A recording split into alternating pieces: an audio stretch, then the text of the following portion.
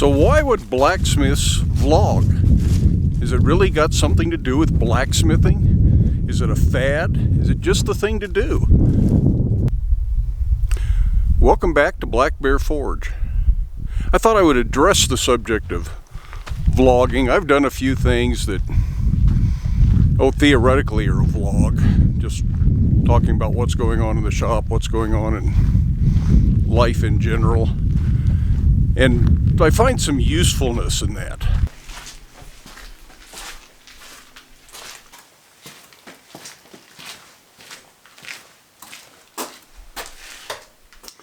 The truth is, while my preference is certainly to do full forging projects, it's to make the hooks and the pokers and the shovels and make tongs and punches and all those great things that are fun to watch in the shop, I just don't have time to do a video about that every single day or twice a day or whatever would really be good to present out there on YouTube. I know a lot of people like more frequency, they like regular videos, they like some predictability, but to do a video, let's say one of the most recent ones was on the braided twist handle. That video took about 2 hours to actually set up, prepare the tools, the forge, move cameras around, shoot the video, another hour plus to edit, and then a little bit more time after it's edited and uploaded to YouTube to get it actually ready to publish so that you can view it. So it's a 3 or 4 hour process. And I simply don't have that kind of time every single day in the shop. I would like to be able to do that. I would like to have that freedom. And that is my goal here on YouTube, to eventually find that kind of freedom as my backlog of customer orders is completed. I can do that. But for the time being, it doesn't always work out that way. There are so many other things that I'm trying to accomplish in the shop that sometimes I have to sneak a video project in where I can. And that's where the vlogs come in handy. I can do a little video like this. It'll take me about 15 or 20 minutes to film it, or video it. It's not really film. It takes 15-20 minutes to do this. It takes 15 or 20 minutes to edit. It's much faster. I'll have less than an hour in it over the next 24 hours before you see it. And that makes it something that lets us stay in touch. That way I can kind of let you know what I'm thinking, and it lets me get some thoughts out there that I think might be helpful to the viewers. So I hope it has some value to you to stay in touch. And I think I'm going to be doing more of these. As summer goes away and the days get cooler, I tend to spend more time forging because, frankly, midsummer, mid-afternoon, it's hot in here and I'm looking for an excuse to turn the forge off and go edit a video or do something like that. But as fall comes on, I tend to get into the shop a little earlier. I tend to work a little later because it is so pleasant in here. And I have other things that I need to do. So I'm going to be trying to work on that huge backlog. I've almost got my list whittled down to 50 orders pending. And at the rate I'm going, it might be all done and complete and have 0 orders pending by early December, maybe even mid-November if I'm lucky. Now, I haven't really gone out of business by any means. I have just put orders on hold for the time being. I'm not taking any new paid orders. I've established a waiting list. So if you're a customer waiting to get on the list, go to the website, go to the wait list. There's a link there. You can sign up. And when I get back to being able to take orders and I'm not in the hole anymore, then I will start taking names off the wait list, contact people, arrange for payment, and then make the order.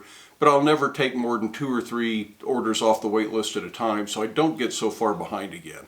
It has just been miserable being 6-7 months behind on some of these orders. The Pulaski project was almost a year from when it was ordered and paid for, and I just don't like the way that makes me feel when I owe people for that long. So I need to get that stuff done, and I'm not always going to be able to make videos the way I would like to. I'll still try to get one in when I can. I'll still try to schedule that as part of my work day. But a video like this, the vlog, the tool of the day videos, a quick tip video, just something to let you know what's going on in the shop and keep some content coming out that I think people find interesting, really helps me out. So that's kind of why I think the vlogs have some validity. Another reason I like the vlog style post isn't really just about blacksmithing. As blacksmiths, most of us are artists, even if we don't really admit to it. I try not to think of myself as an artist too much. I prefer craftsman or craftsperson. But there's no doubt we have an artistic side, and we have a little bit of a tend towards that type of thing. And just making tutorial videos, while they can be artistic, it's not really the best artistic outlet. And I notice that some of the vlog type videos can have a little bit more of that. They can have some interesting background shots. They can have some special effects kind of stuff that doesn't really enhance the tutorial type videos. And one of the reasons I'm starting to notice this, I've started noticing this because I pay attention to a lot of YouTubers that aren't blacksmiths. I watch things that have nothing to do with blacksmithing, that have to do simply with video production and how to make better videos. And I find that I really enjoy those things, and I'm hoping that maybe you enjoy some of that as it applies to blacksmithing. You know, I'm not talking about buying a skateboard and being one of those guys that skateboards through New York City and does his vlog that way. That's not what we're going to do here. But to get some interesting background shots, to show some of the things in the shop that you might not always see, or see them from different angles that you won't always notice while we're working on a tutorial, because really a close-up of the anvil and the work being done is the best way to show that. But I can show some of that as part of the vlogs. I can show a little bit more of the property and the outside of the shop and where we live. And that's been driven home a little bit. I've been thinking of this for quite some time, but I've noticed Jessica over at Christ-Centered Ironworks has been doing a very nice vlog on the role she plays in their shop and their business. And it's really quite educational, it's informative, but it is also entertaining, and it is artistic. And I see things in her videos that they don't show as part of their normal videos. There's little background scenes, little bits that you see of their life in general, the outside of the shop, some of the stuff going on in the shop that isn't specific to a certain project. And all of that helps understand more about who they are, how they work, what their lives are like, and what it means to them to be blacksmiths.